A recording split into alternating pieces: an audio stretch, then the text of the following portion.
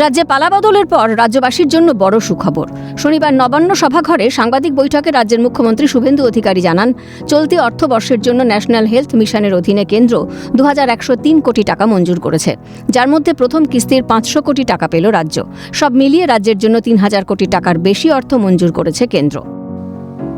National health mission NHM Bharat সরকার 2103 কোটি টাকা আমাদেরকে স্যাংশন দিলেন এই ফাইন্যান্সিয়াল ইয়ারে।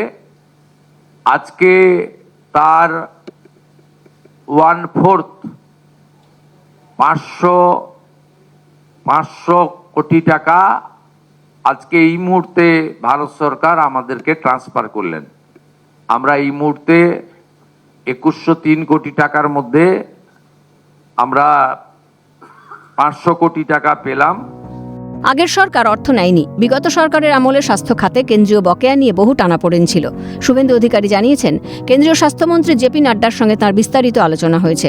21-22 অর্থবর্ষে ইউটিলাইজেশন সার্টিফিকেট স্বাস্থ্য সচিব এবং অর্থ সচিব 30শে মের মধ্যে পাঠিয়ে দিলে 23-24 ও 24-25 অর্থবর্ষের বকেয়া টাকাও দ্রুত দেওয়ার প্রতিশ্রুতি দিয়েছেন কেন্দ্রীয় মন্ত্রী।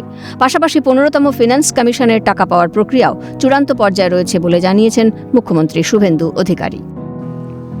আমরা মাননীয় মন্ত্রী জগৎ প্রকাশ নাড্ডাকে 23-24, 24-25 অর্থবর্ষে আমাদের যে অর্থ বিগত সরকার নেয়নি সেই অর্থের জন্য বিশেষ অনুরোধ করেছিলাম।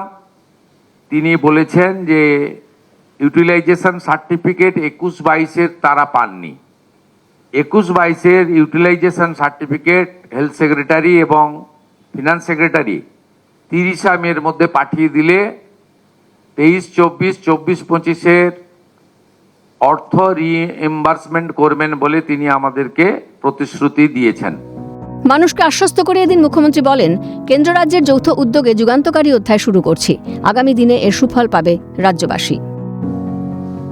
আমরা পশ্চিমবাংলার মানুষকে আশ্বস্ত করতে চাই, কেন্দ্র রাজ্য যৌথ উদ্যোগে আপনাদের স্বাস্থ্য পরিষেবার ক্ষেত্রে এক যুগান্তকারী অধ্যায় বর্তমান সরকারের সময়ে শুরু করতে আমরা চলেছি এবং এর সুফল আপনারা কিছুদিনের মধ্যেই পেতে শুরু করবেন। পাশাপাশি রাজ্যের প্রতিটি জেলায় অন্তত একটি করে মেডিকেল কলেজ গড়ে তোলার লক্ষ্যমাত্রা নিয়েছে নতুন সরকার। বর্তমানে আলিপুরদুয়ার, কালিম্পং, দক্ষিণ দিনাজপুর এবং পশ্চিম বর্ধমান জেলায় কোনো মেডিকেল কলেজ নেই। এই 4টি জেলায় নতুন মেডিকেল কলেজ গড়ার প্রস্তাব জমি সহ কেন্দ্রের কাছে পাঠাতে চলেছে রাজ্য। এছাড়াও উত্তরবঙ্গে একটি এইমস গড়ে তোলার জন্য প্রস্তাব পাঠানো হবে বলে জানিয়েছেন মুখ্যমন্ত্রী। আমি মাননীয় মন্ত্রীকে আজকে অনুরোধ করেছি, আমরা লিখিত প্রপোজাল পাঠাবো। মাননীয় প্রধানমন্ত্রীর স্বপ্নের যে প্রকল্প, প্রত্যেক জেলায় একটি করে মেডিকেল কলেজ। পশ্চিমবঙ্গের 3টি প্রশাসনিক জেলায় মেডিকেল কলেজ তৈরি হয়নি, আলিপুরদুয়ারে, কালিম্পংয়ে এবং দক্ষিণ দিনাজপুরে, আসানসোল, পশ্চিম বর্ধমানে। এই 4টি জেলায় হয়নি।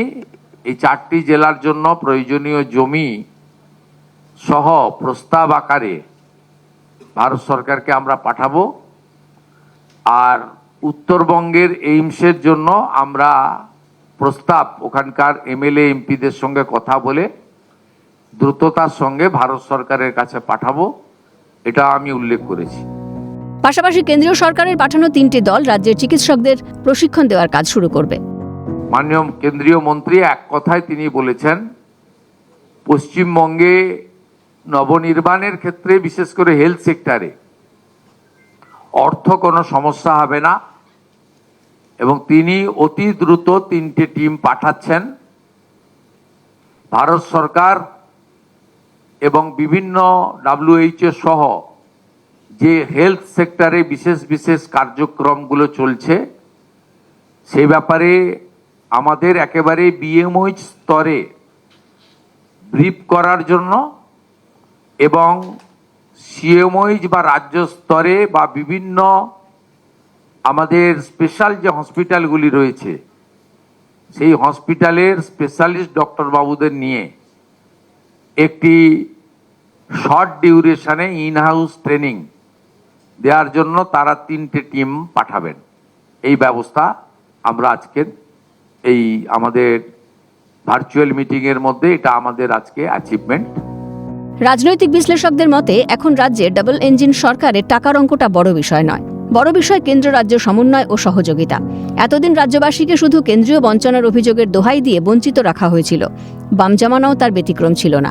এদিন মুখ্যমন্ত্রী বোঝাতে চেয়েছেন বাংলায় সেই খরা কেটেছে, এবার সহযোগিতার বাতাবরণে বাংলা আগের তুলনায় বেশি গুরুত্ব ও সাহায্য পাবে। ক্যামেরায় সুরজিৎ প্রামাণিকের সঙ্গে সায়ন্তন ভট্টাচার্যের রিপোর্ট, ক্যালকাটা নিউজ।